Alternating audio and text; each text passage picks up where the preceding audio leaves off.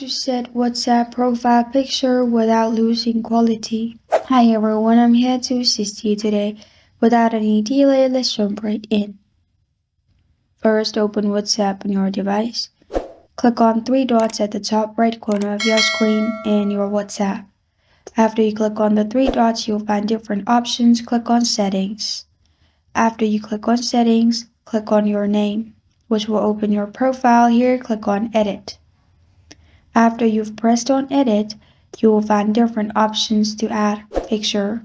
Select Camera, Gallery, Avatar, Instagram, or Facebook. I'm simply selecting Gallery and adding a picture from Gallery. And then press on Done at the bottom right corner of your screen.